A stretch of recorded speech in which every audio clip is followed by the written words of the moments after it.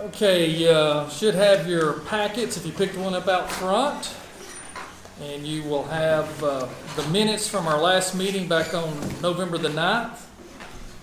Does anyone that was here at that meeting or watched the video see any corrections or have any additional comment for these minutes? Okay, well, first one's on the public hearing for the budget. We'll go ahead and sign these into the record.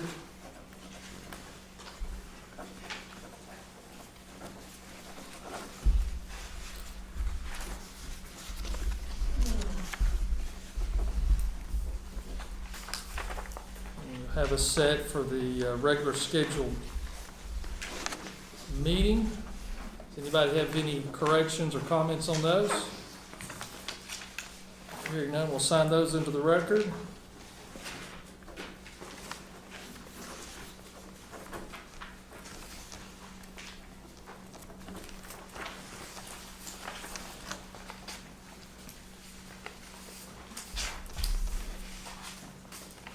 Okay, at this time we'll go into public hearing, and what we'll do, we'll hear each of these three requests, and then we'll adjourn from the public hearing, and then we'll go into the new business and either approve or disapprove those. So since we have three of these, we'll go in the order that they're listed, and then we'll go into the approval process and the regular business. So the first one here is an application to rezone.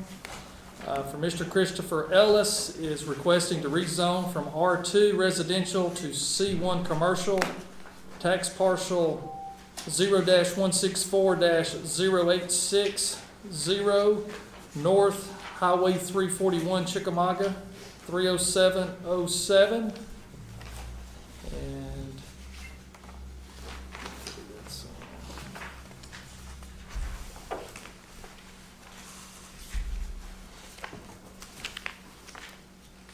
the Planning Commission heard this on November the 16th, 2017.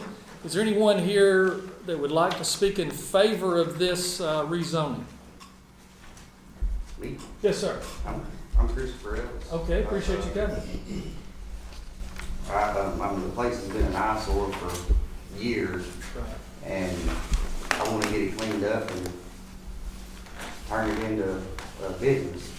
A store, car lot, or something, but that's what I'm working towards right now. How long have you owned the property? A little over a year. Okay. All right.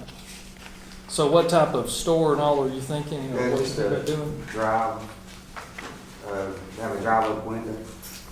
I don't think I'll have gas. I just don't know if the real estate's there. But my dad used to own a store in Chickamauga, and he's going to help me out with it. That's the. Okay. So this is 0.88 of an acre. All right. It used to be a store a long time ago, from what everybody said. Okay. So, anybody else here to speak in favor of this? Okay, is there anyone here that wants to speak against this? Where is it exactly? It's at the. Wheeler and 341, Wheeler Avenue, Is that 341. past, They used to have a bunch of old pallets sitting out there, and there's still the building there, but it's just the block walls of the building. It's. No, yeah, I haven't got it cleaned up yet. I gotta see what I can do with it first. Burn season now, isn't I can't burn pallets. it? You ain't good. It's pretty. I'm good with it now. It needs fixed up. Okay, anyone want to speak against this request? Okay, we hear from someone from the planning and zoning on this. I see, He had asked for a C1, but it was denied. He was granted a conditional use variance because there's no other commercial around in that general area, and the planning committee felt that would be better, because that way, as long as he keeps it, it will stay as the store. But if he sells it, it'll go back to the R, to the residential. But they were unanimous for letting him do it. So if I open the store, if I ever want to get rid of it, what would happen? It'd come back for planning and That zoning. would just have to get Yes. rezoned. Go If back I to ever the got- same Yes. I mean, I wouldn't have to close the store. You wouldn't, no. Right, okay. Because what they're saying is conditional use, gives you the authority to do that for that function of a store, so if you I think decide. they were concerned with me not getting a business open. That's the way I took it. And that's very possible. Just because it's in the condition that it is, and it just needs to be cleaned up and What's cleaning up? it's gotta be, there's a lot of effort there. Just Gonna go clean it into up. it. Yeah, and you're right, that way if you just for some reason decided not to do the project or got it cleaned up and you decided it was more than you wanted to venture off into, then it's still just a residential zoning.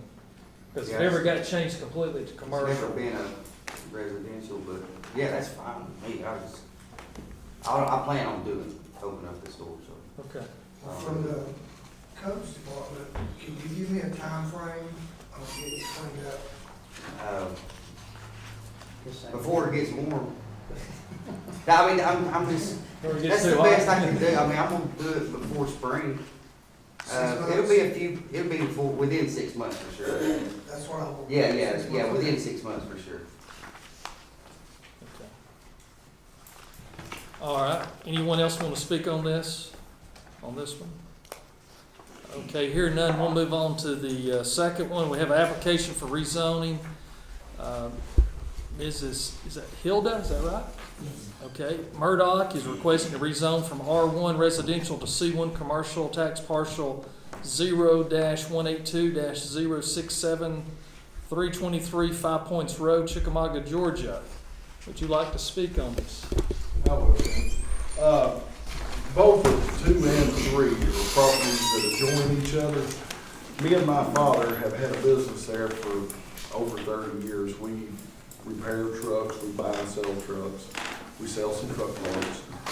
And the way we were grandfathered in as commercial, because we've been there so long, but here a few months ago, I went to borrow some money on, to buy some equipment and stuff. And I found out that because we were grandfathered in, once, if the business ever closes for a year, or if I try to sell the property, it goes back to residential, so therefore I can't borrow any kind of money, on the property. Plus, my father passed away about a month ago, so if the property's transferred from my mother to me, then it goes back to residential, and we're trying to get it zoned fully commercial. Okay. All right. Anything else to add in favor of that from anybody? Shannon, they brought a lot of business to Chickamauga, and the businesses are clean, they keep their buildings up. Okay, good point. Thank you.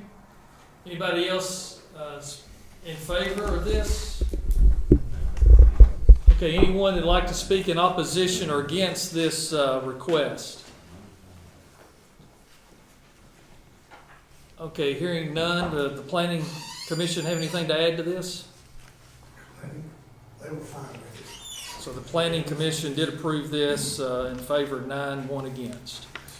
Okay, thank you. Okay. Number 3, application to rezone amendment Murdoch Properties Management LLC is requesting to rezone from R1 residential to C1 commercial, tax parcel 0-182-065 Five Points Road, Chickamauga, Georgia 30707. So you said this was just the adjoining property, just a separate parcel, Yes, it is. and so it's the same request, same information. Okay, so we're all good. It was the same vote. Same vote, yeah, same 9 in favor, 1 against. Okay, so that's just. Okay, anybody else have anything else to speak on those requests before we move forward and adjourn from the public hearing? Okay, we'll adjourn from the public hearing and we'll open up into our regular meeting. And we go back to the first one here. This is approval or disapproval of application for rezoning for Mr. Christopher Ellis in request to rezone from an R2 residential to a C1 commercial, tax parcel 0164-086, 0 North Highway 341, Chickamauga.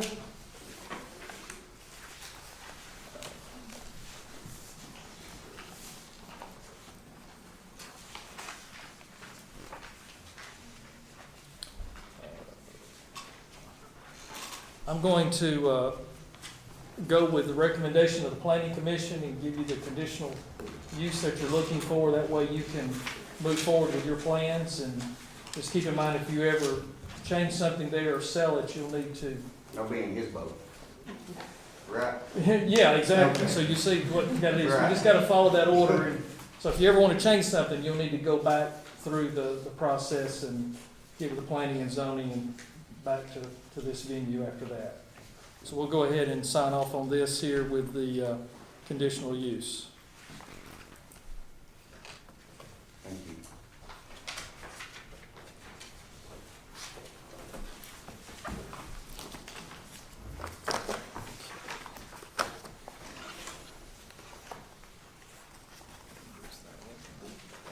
Okay, we have number 2, approval or disapproval application for rezoning for Mrs. Hilda J. Murdoch in requesting rezone from R1 residential to C1 commercial, tax parcel 0-182-067-323 5 Points Road, Chickamauga, Georgia 30707. Again, the planning commission recommendation was to approve this from an R1 to a C1. There's not any restrictions. I'm going to also agree with the planning commission's recommendation and approve that, so we'll change this zoning to the C1 as requested. So we'll approve this as submitted.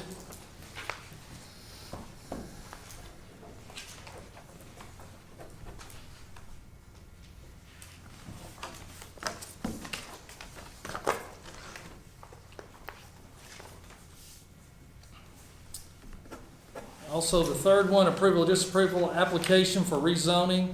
Murdoch Properties Management LLC is requesting to rezone from an R1 residential to a C1 commercial, tax parcel 0-182-06505 5 Points Road, Chickamauga. Likewise, we're going to go with the recommendation of the Planning Commission.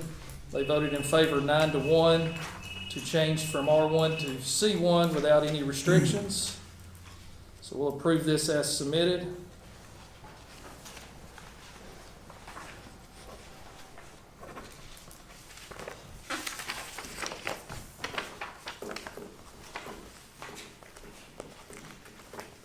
Okay. Item number 4, Resolution R-022-17 of the Walker County Commissioners authorizing the adoption of the general fund balance for fiscal year 2018. I'll read this resolution. Resolution R-22-17, a resolution to adopt the general fund budget containing estimates of proposed revenues and expenditures for fiscal year 2018, beginning October 1, 2017, and ending September 30th, 2018. Whereas the sole commissioner of Walker County is the governing authority of Walker County, Georgia. Whereas on October 5th, 2017, the sole commissioner and the county finance director prepared and submitted a proposed 2018 general fund budget and placed copies of the budget in the commissioner's office for review by county residents. Whereas notice was published on November 1st, 2017 in the Walker County Messenger, the legal organ of Walker County, that the proposed budget was available for review and that the public hearing of the proposed budget would be held on November the 9th, 2017, and that the general fund budget would be considered for adoption at the public meeting on November 30th, 2017. Whereas the public hearing was held on November the 9th, 2007 to receive public comment on the proposed budget pursuant to OCGA 36-81-5. Whereas the sole commissioner, having studied and reviews the proposed budget, deems approval of the revised proposed budget to be in the best interest of Walker County. And whereas the sole commissioner, having adopted the 2018 general fund budget as his public meeting held on October 5th, 2017, deems the adoption of the budget by an accompanying resolution to be needed and necessary. Therefore, be it resolved by the sole commissioner of Walker County, Georgia, the budget attached whereto as Exhibit A and made a part for of the year beginning October 1, 2017 and ending September 30th, 2018 is readopted and reapproved to be effective October 1, 2017, so resolved and adopted this 30th day of November 2017. Well, that's a lot, isn't it? Basically, what happened is I messed up the first time. Just plain and simple. We spent a lot of time working on the millage rate, and there's procedures we have to follow by state law for advertising and so forth. We were required to have 3 public hearings. We had 5. Most of them lasted over 3 hours apiece. We had very good attendance and very good participation. Did not realize, lost track of how we had to advertise then separately for the budget. And so we actually passed a budget in October, and we didn't do the proper procedures to meet the state laws. So it was brought to our attention, so we wanted to go back and correct that, get it documented correctly, do the advertising. We did have the public meeting. At our last meeting on November the 9th, there was no public comment or concern or question at all from anyone. So we're kind of doing this as housekeeping. We've not made any changes to this budget since we presented it in October. It's just a rookie mistake that I made that we publicly wanted to get corrected. Does anybody have any questions or comments on this? Okay, hearing none, we'll sign this one into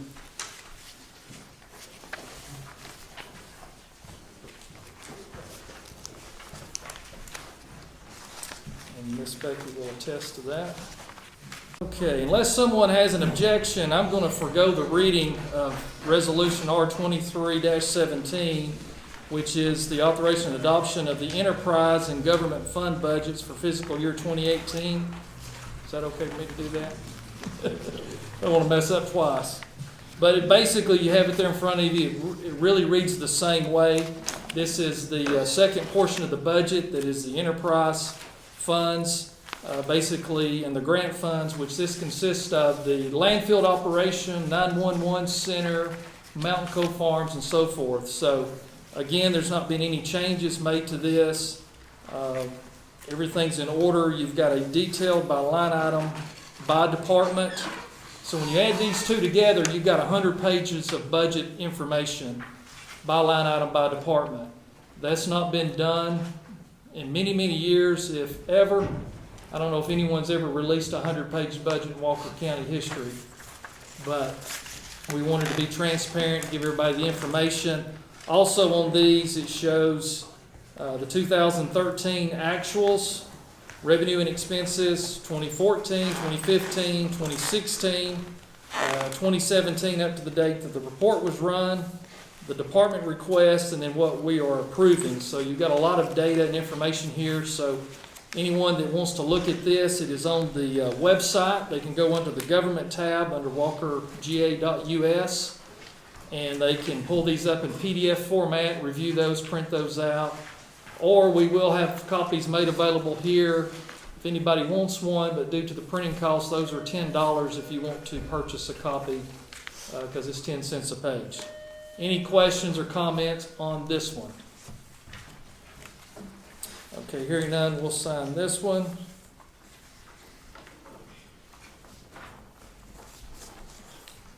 Appreciate y'all agreeing to not have to bear for me to have to read that again. Okay, this one's going to be long. We have a Federal Transit Administration Section 5311 program formula fund for the rural transit for FY 2019 grant application. So we're already working on our transit application for 2019. We did run the ad in the paper, in the messenger, our public organ. So we do have a notarized affidavit copy that was done, which is part of the application process. This is our federal funding for our transit program. Greg, you got anything you would like to add to this? As I know you're probably most familiar with it. No, it's essentially a 50-50 grant between the federal government and the local people. So it usually runs about $370,000 for the federal money and about the same for the local money. And 10% of the grant's required to be funded by transit fees. Anything less than that, then the county has to eat. Anything over that, the county gets the benefit of. But other than that, it's just bus service is all it really is. It caters to the... Okay, and I'll read this one section, so y'all don't have to listen to all of this, but it is available online as well.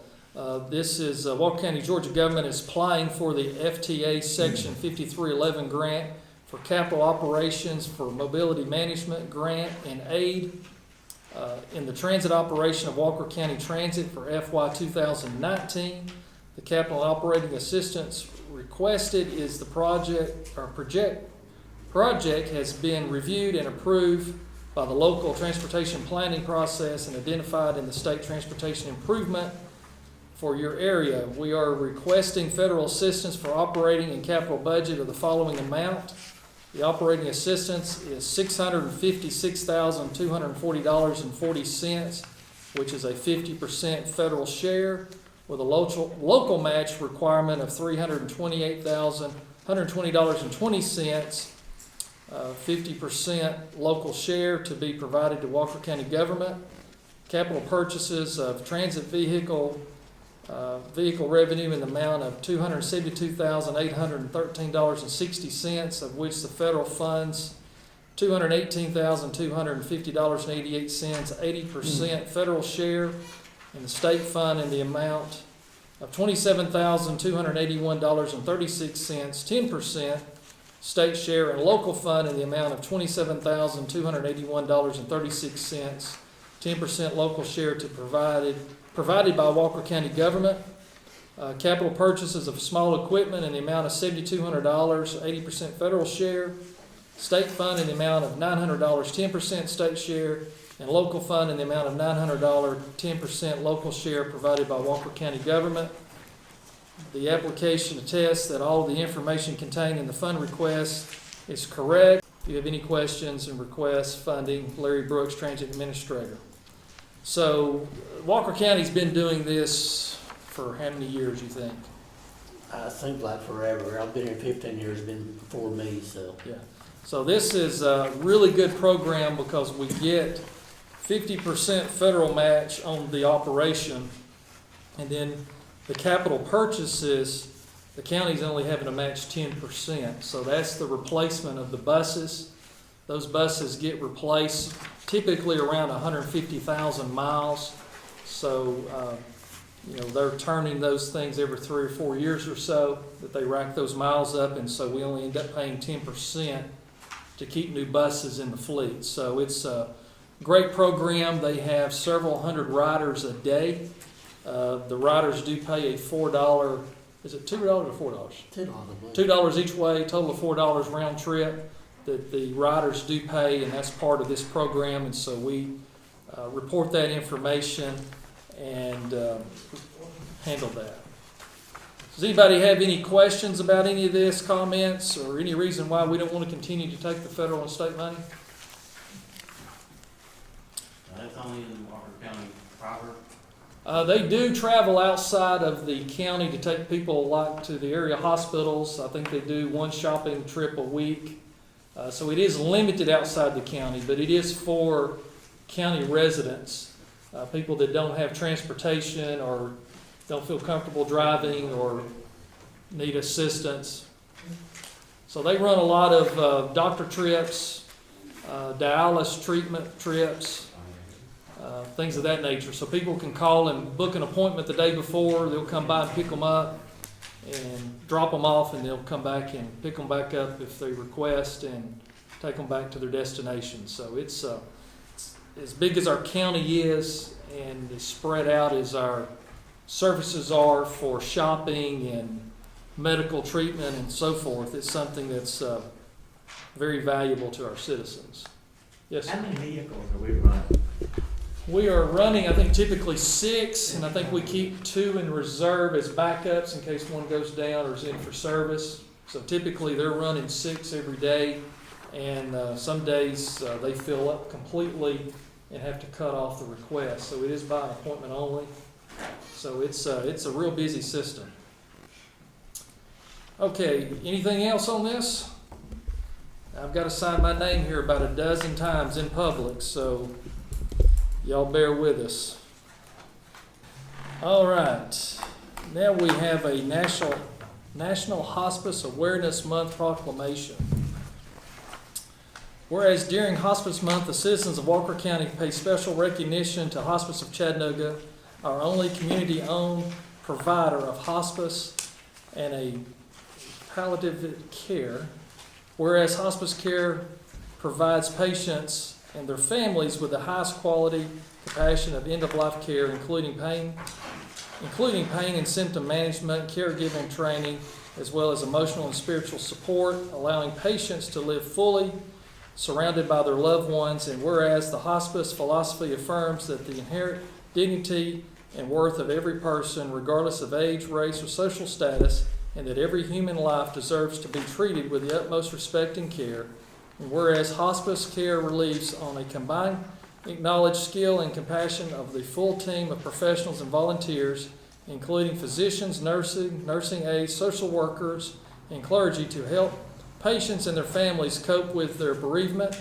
And whereas National Hospice Month aims to increase awareness of the importance and availability of hospice services by encouraging support and participation by fellow citizens in associated Hospice of Chattanooga activities and programs throughout the year. Now therefore be it resolved that I, Shannon K. Whitfield, sole Commissioner of Walker County, Georgia, do hereby proclaim November 2017 as a National Hospice Month.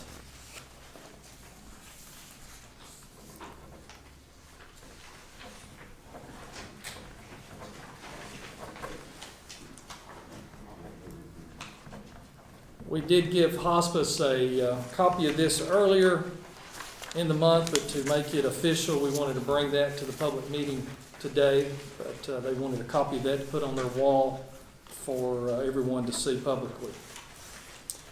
Consideration of a purchase order to Atlantic Coastal Consulting, Inc. for Project G031107, Walker County 2017 Environmental Monitoring.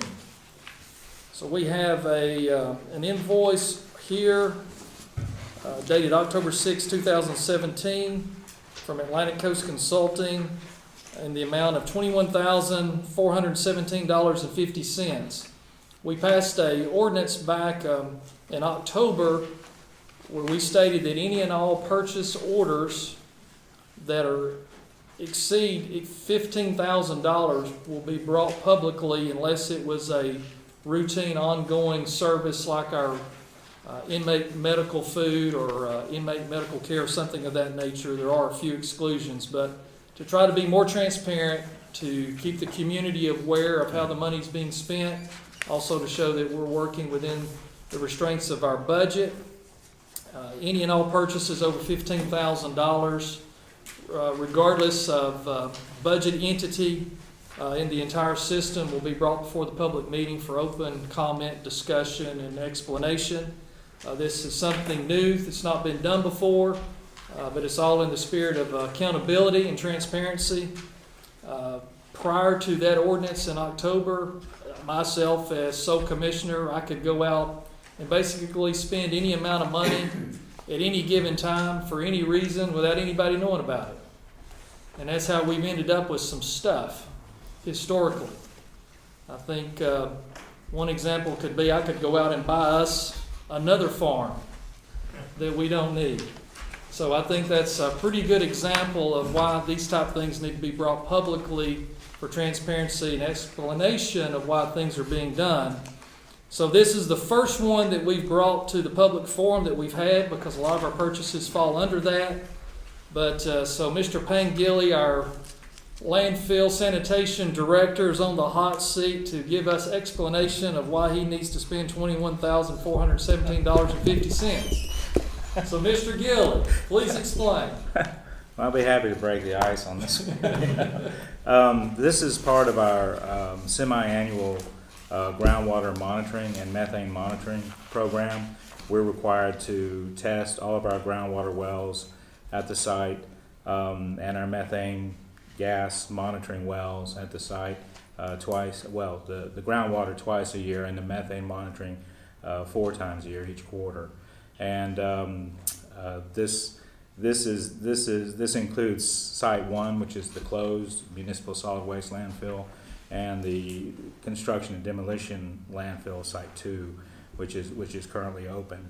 And this is the way that the state checks groundwater quality, and it's just a part of our routine expenses there. So as you indicate, this is for, a lot of these monitors are over into Site 1, which is the closed municipal solid waste. Right. And it's been closed since 1994. So that just goes to show the public that this is part of the post-closure expense, as the state refers to, that you have to monitor and maintain these type sites for 30 years. And so we're well into that, but you can see it's very expensive to do these type things. And we have about how many wells that we're having to monitor actively? Close to 40. Close to 40 monitoring wells around the entire landfill campus.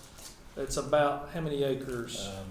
Nearly 150. About 150 acres is the total landfill campus. And so one of the challenges that this administration has as well, that we like to just bring everybody up to speed on a little bit, is our C&D landfill.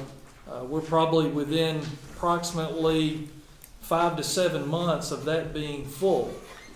And so there was an ongoing project that we've inherited at the first of the year, where the previous administration was working off of a GIFA grant through the state, not a grant, a loan, a GIFA loan of $1 million that the county had been pulling down as those expenditures come through for a landfill expansion for a sale to be generated next door to the landfill. So you want to kind of give us an overview and bring us up to date on it? Sure. The expansion area is south of the existing C&D, construction and demolition landfill, Site 2.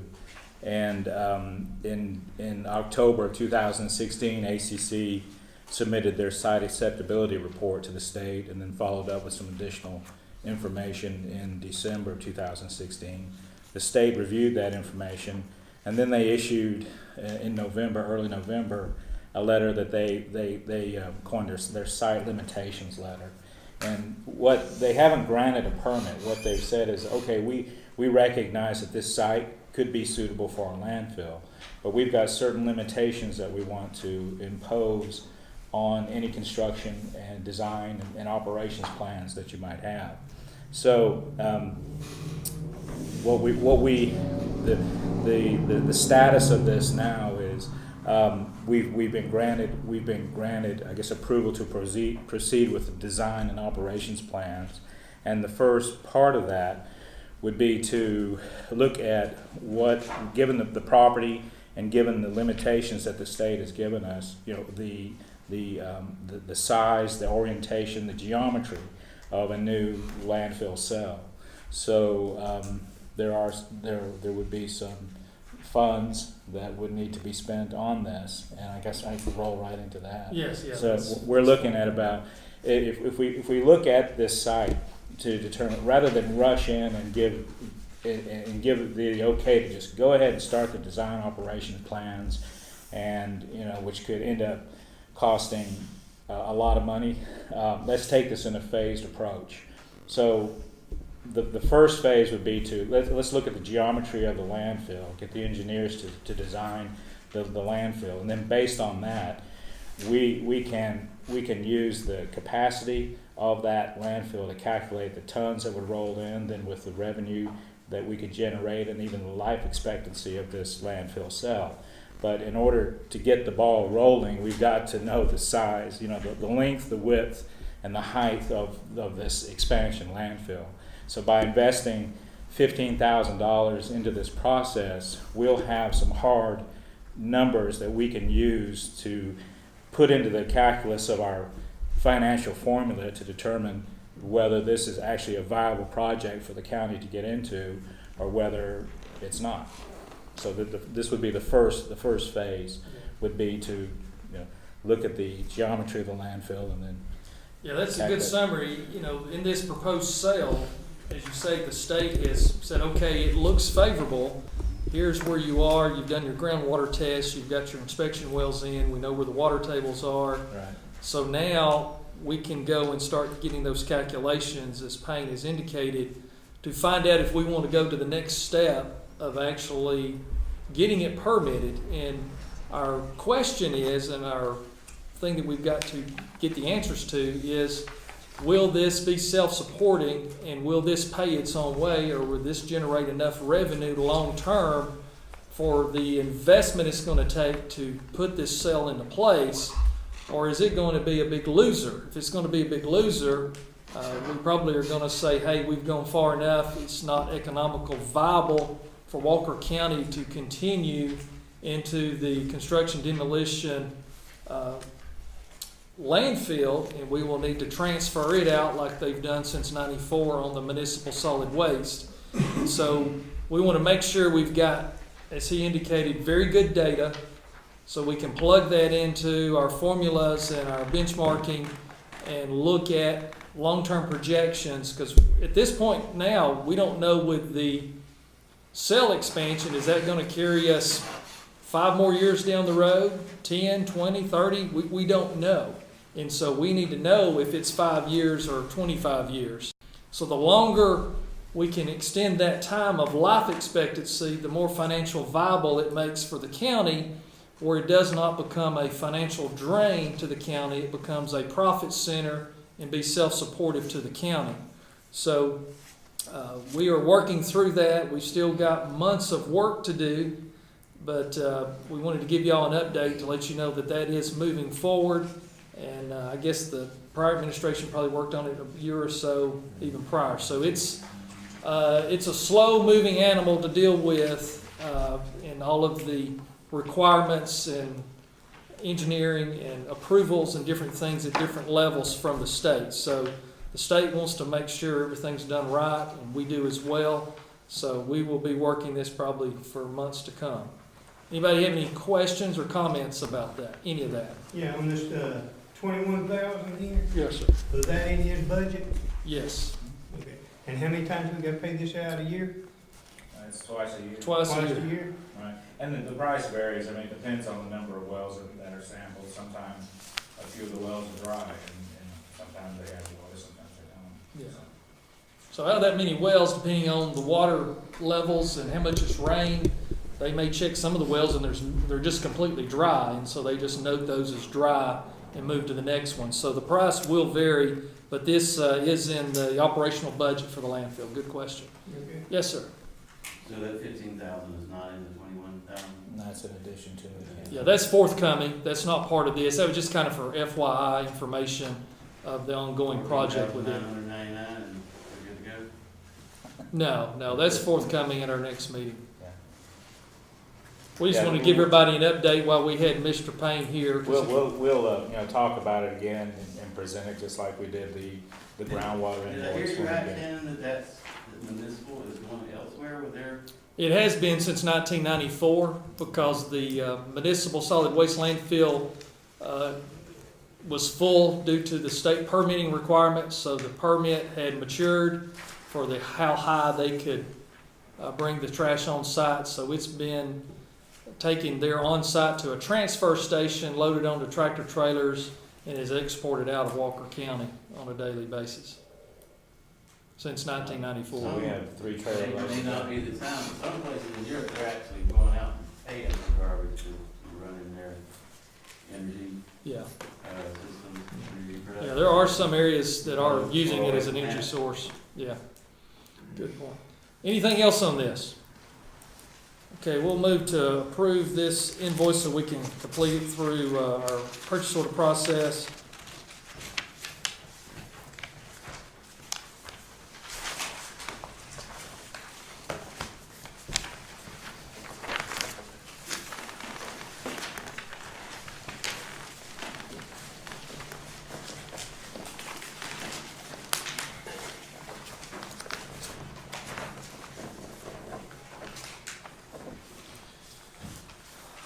Okay.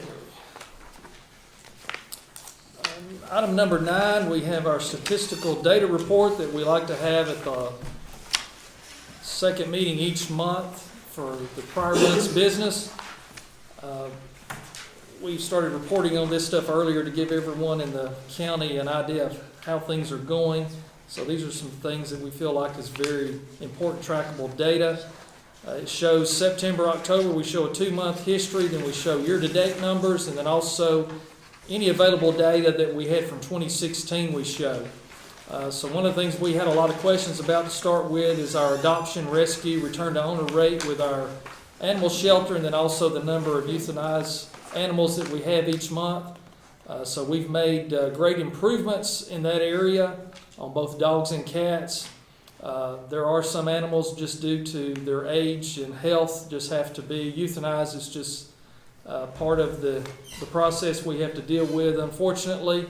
But I believe you will see on our year-to-date totals, we're running about 50% of euthanized animals of what we had last year. So last year in dogs, they had euthanized for the whole year 436. This year we've only had to do 231. Cats last year 630. This year 309. So we have made a lot of effort to increase our adoptions. So you'll see there, just like on our dogs through October, we were then just almost 100 dogs of adopting out all of what we did last year. Our cat numbers are 289 this year versus 195 last year. So the staff and team there has done a great job of being very conscientious and giving every animal the opportunity to be rescued or adopted. And we've worked with many really good rescue operations and community support volunteers, and we've made great progress, and we still have work to do. Our code enforcement, you'll see in the month of October, the code officials documented and photographed 872 properties that were completely 100% in compliance.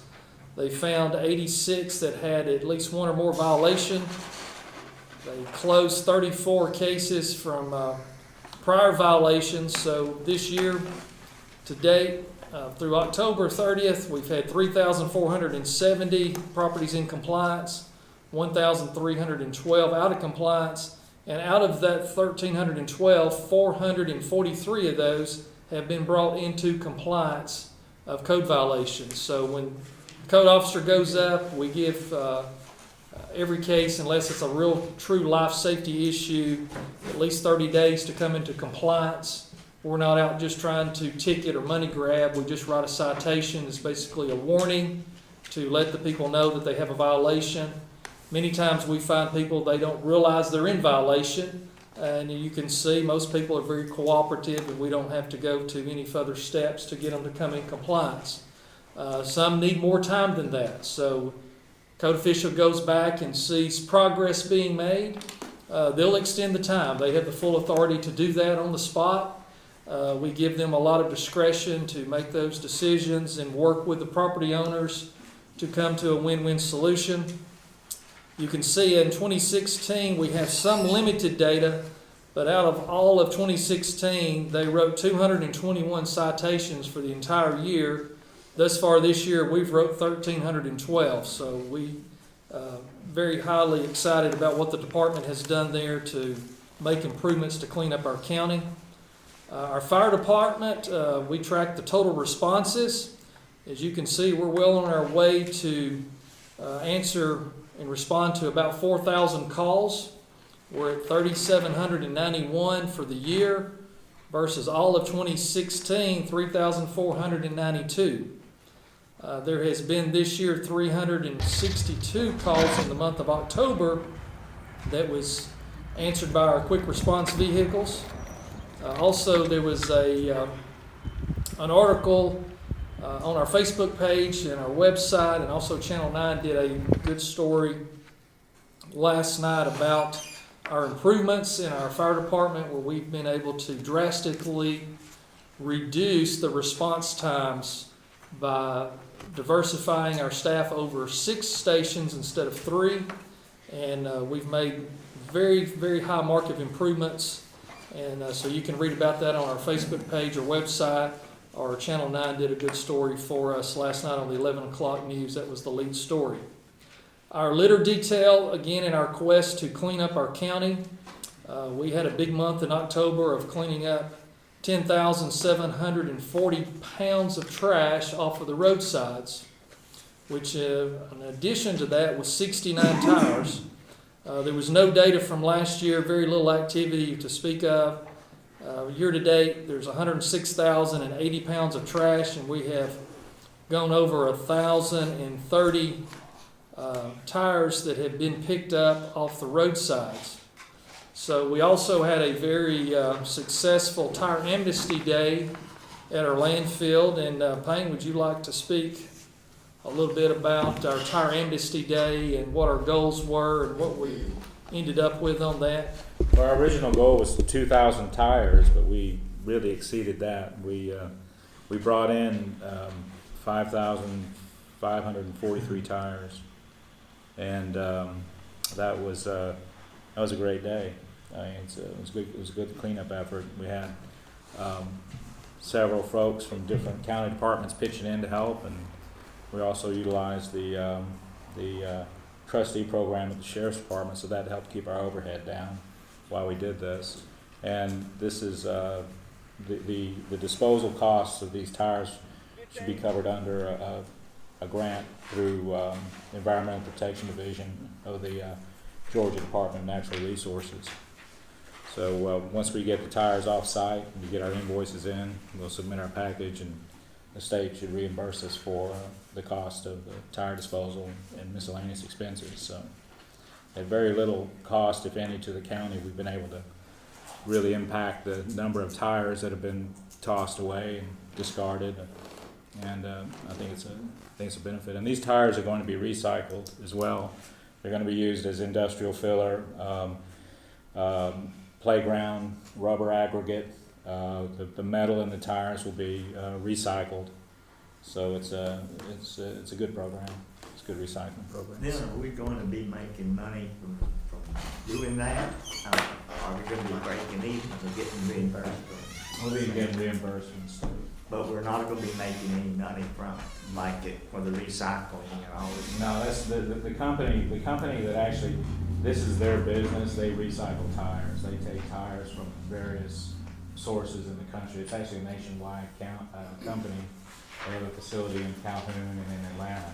So this is their business. In other words, it's not cost us anything, but we're getting all the tires clean. We get rid of mosquitoes.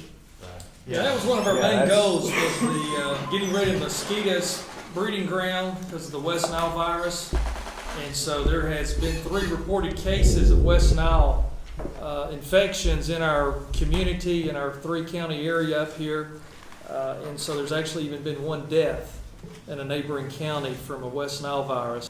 We thought we had set a high goal. We thought we were going to have to work hard to energize, motivate our citizens to participate and get up on a Saturday morning and bring us their old tires that they had laying around outside to dispose of. So we were blown away with the buy-in of our citizens, and I believe y'all documented over 300 vehicles that brought in tires in on 8 to 4 o'clock on Saturday and created somewhat of a traffic jam. So that was somewhat a good problem to have, and I know it was frustrating to others, but I think that just shows that the effectiveness of getting the word out, people in the county pulling together to help solve a problem and to help control disease and the eyesore of tires, and also to be a part of a really good recycling program that was funded by the Georgia Department of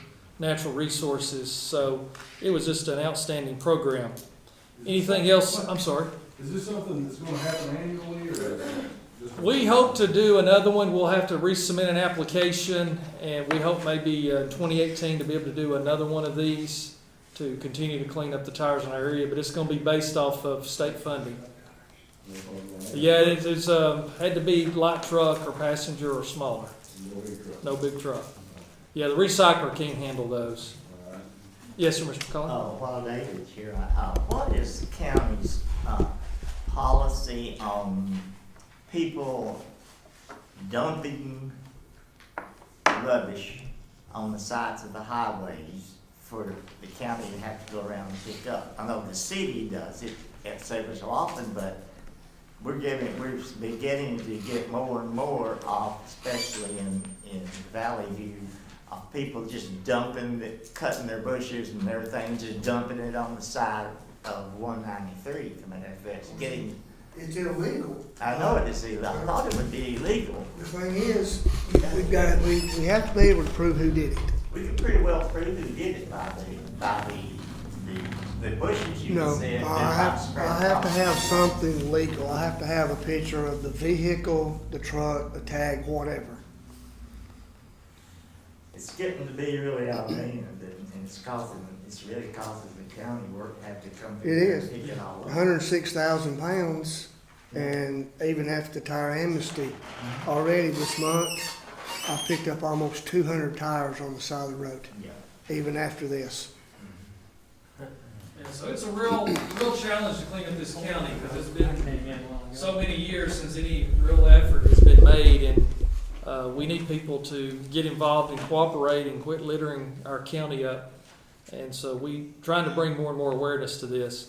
Also, our Mountain Cove Farms, we are tracking the total number of nights booked. September we had 88. I think that was the high for the year. October 74. You can see year to date versus 2016, we had 162 nights booked in 2016. We've blown that out of the water this year with 323 nights booked at Mountain Cove Farms in the cabins this year. Single-family home construction, we do have an increase in home construction of single-family homes. September was 13, October 19, we're at 119 year-to-date.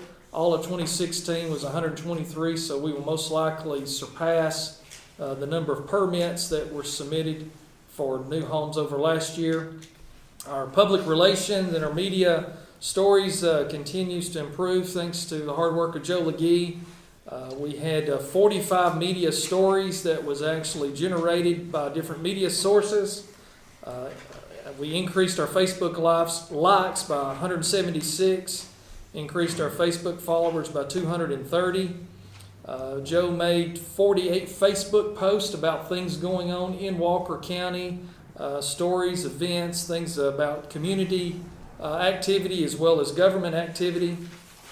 We have seen a tremendous increase in the number of unique visits to our website. The month of September, 26,016. October is 36,458. And that's also being driven by new content, valid information, putting things out there that people are looking for, being more transparent, videoing these meetings, putting those meetings on the website, on a YouTube channel, where all of our meetings are archived. All the data and material is attached there so you can pull up all the data. So when you look at year-to-date, 2016, there was 173,745 unique visits. We have surpassed that by 345,658 unique visits to the website in 2017. Joe's been working hard on launching our new website, which we will have by the end of the year. January the 3rd. That's our go day. That's our go dates, January the 3rd. So log in for our new website, and there will be even more information. We have some site limitations currently with our website, and it's not very reactive on cell phones and tablets on some information. So this one is a fully functional, reactive site that will work on any device, and you'll have a whole lot more information than you ever had in our quest to be more transparent and provide the information that you may be looking for. So, that officially adjourns our regular scheduled meeting, and we will now open up the floor for any public comment that you would like to talk about. Who wants to be first? Yes, ma'am. I do.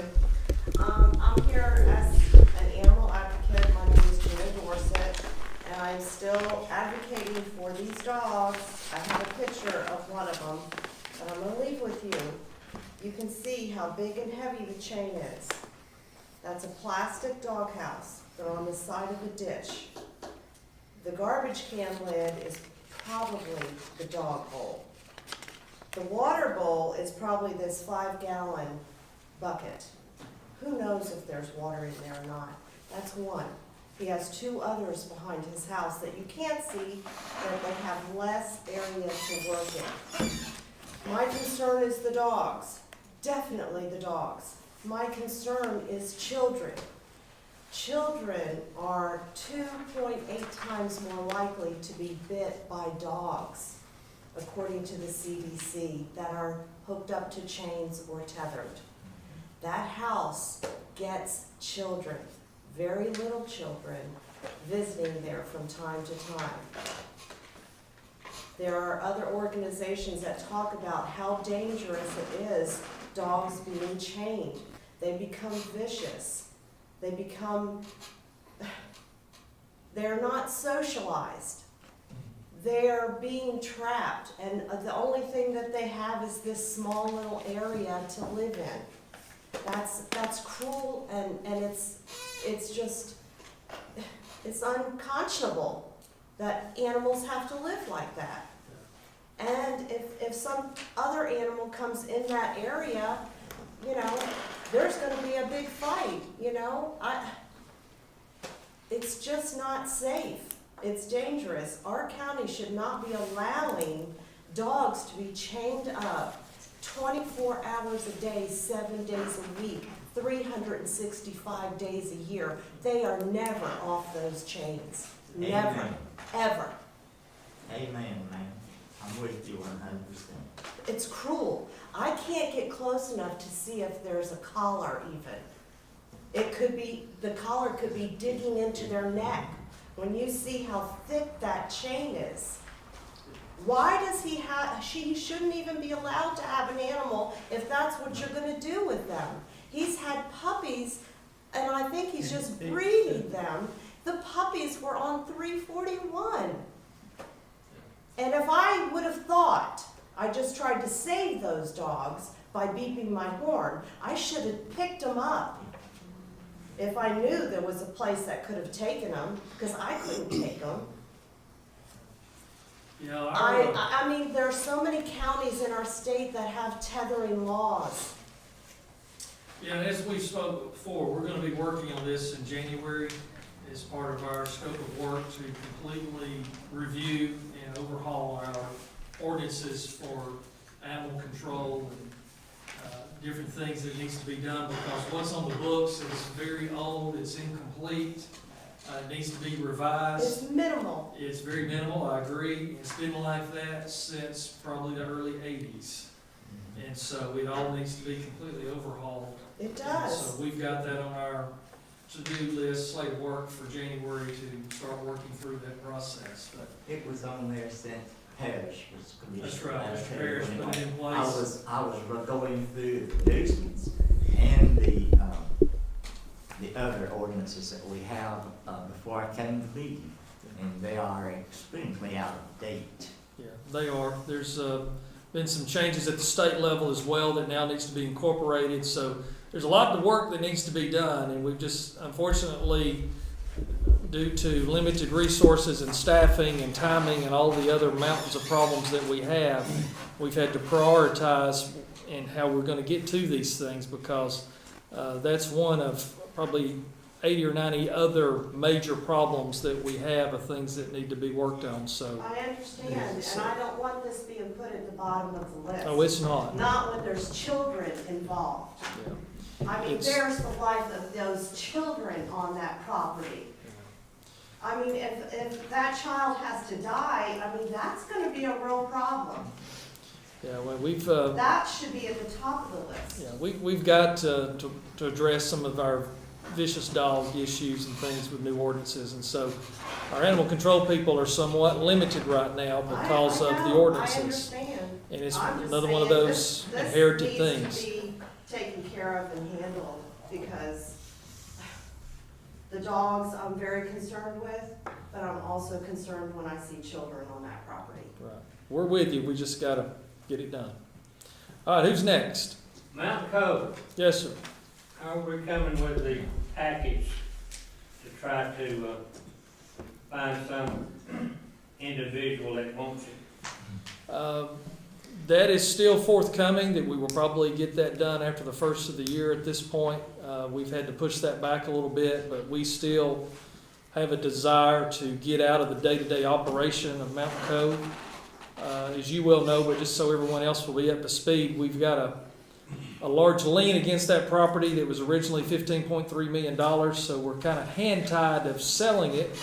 But we also want to preserve the natural beauty, so we're going to work to do requests for proposals to lease out the entire operation and try to find an individual or company to run that. So we have increased the revenue and performance there. We've reduced the overhead dramatically and have a much leaner operation there.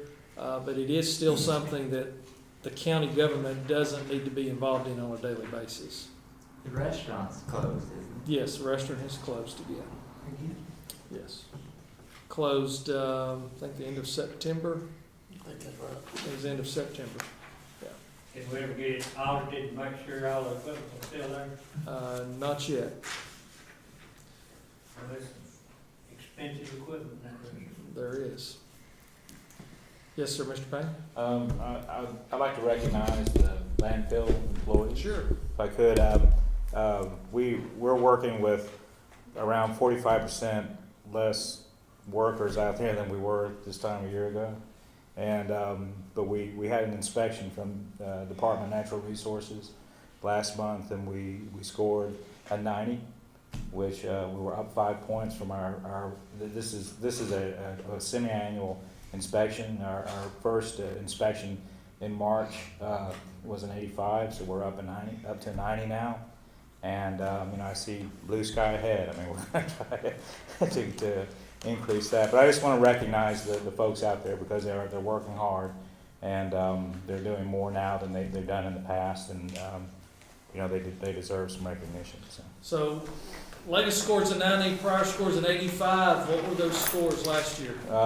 In the 70s and low 80s. Yeah. So we made dramatic improvement on the operation, and there's guidelines by the EPD of things that are supposed to be done out there and monitored and maintained, and making sure the slopes and drains. I mean, there's a whole list of things that have to be done to maintain that operation that in the past was not being done to the level that met the state's standards to have a strong grade. So our goal is to get 100 on the next inspection. And so, as Mr. Payne mentioned, he's got 45% less staff that's doing more work and getting the job done and increasing the score. So we've made a lot of improvements out there. Get comments quite often when people just drive up, they can tell. If they've been out there in the last couple of years and they come back in the last 6 months, they can tell a dramatic difference in the way the place looks. So appreciate you and your leadership and all that you've done to get things in shape. And we still got a lot of work to figure out what we're going to do on this expansion, if it's a yes or a no. So I know you've got a lot of work ahead of you. So appreciate you bringing that up. Anything else? Where do we stand on the resort now, Shannon? The resort is moving forward. They had some of their people here this week. Met with planning and zoning, fire and rescue services, water and sewer from Dade County came over and had a joint meeting with us. So they have released the go forward with the civil engineering firm that's going to work on the engineering work for all the utilities and roads and drainage and so forth. So they are moving forward. Our plans are to close the golf course in January. It'll probably be closed a year for the redesign of that. So they want to go ahead and get that done so they can get it to the professional level that they want to get it to, so they can get it green and everything from a beauty standpoint, and have time for those growth cycles to be in place, a year and a half, 2 years before the actual resort is actually open and operational. So they definitely, all indications, it's still a go, and they're spending money So they're indicating by spending money that they are serious and that they intend to do this, and they're working on all of the civil engineering work, and then also the firm is working on the final designs for the convention conference center and hotel. They sent us an email today asking for the pricing on 15 permits. So they're getting ready to pull some They're permits. fixing to do something. Yeah. So it's looking very positive. And the county hasn't spent, County's not spending any money, and that's good. everything with that project is, those incentives are all on the back end. So they've got to spend $100 million or invest $100 million. They've got to employ 180 full-time people with benefits, and they got to be operational before any incentives from tax abatements or anything even begin. So they're paying full tax load now on the property values, paying for their permits. I mean, everything is full pay. Yes, sir.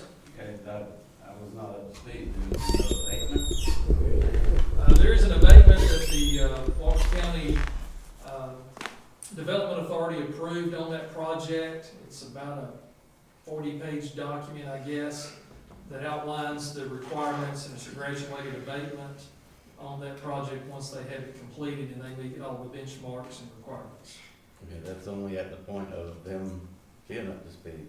Yeah, they have to be open and operational, have invested $100 million, Okay. and have 180 full-time employees on staff with benefits. Okay. And at that point, what is their abatement? Total? I just need to get you a copy of the agreement. I don't have it all But, memorized. so at that point, is there any benefit to Walker County actual citizens, taxpayers, like a day a year where it's a reduced fee for actual, or is this on? Well, it's a private owned and operated facility, and they're working to have an ultra upscale luxury resort to be able to pull in Fortune 500 company conferences, conventions, and Okay, I'm about to get stays. real sarcastic now, warning. So Walker County people that ain't their time or something? Well, what we hope is that a whole lot of rich people come and leave their money with us. When they come and We'll pay get, for we'll get the overnight stay. hotel tax off of it. So how about a hillbilly Sadie Hawkins Day just for Walker County? Well, that's gonna be up to the developer. I mean, they're putting $100 million into the project, and if they want to do some local incentives or something, that's gotta be driven solely by them. It's not government's place to go in and I'm tell. not saying make it mandatory, I'm saying, y'all are gonna give us an abatement after a certain point, right? And so y'all are welcome to come on, maybe they could run all the other folks off so they won't see us. I'm sure that they will probably do some open house and different special events and things. That's all I'm saying. For the local They community. acknowledge that we, like American Indians, we be here first, We should acknowledge, like when we do the park up there, the John Ross, that we acknowledge where this come from. We maybe should invite some Indian folks. Yeah, I think there's some good suggestions there. They're probably 2 years out from being completed. So, once they get closer in, we can have some conversations with them about, trying to have some things for the local citizens. Just a day, I know it's gonna set the record on the golf course. Yeah, it's a tough course already, and I think they're fixing to make it even more challenging, which will draw more people. All right, anything else? All right, well, we appreciate everybody coming out tonight. We hope everybody comes back. Our next meeting is the second Thursday in December. So y'all be safe on your travels and take a look at the courthouse. We got all of the Christmas decorations up today. First time it's been done in 5 years. So I think you'll see those are very nice. I've got a couple of those.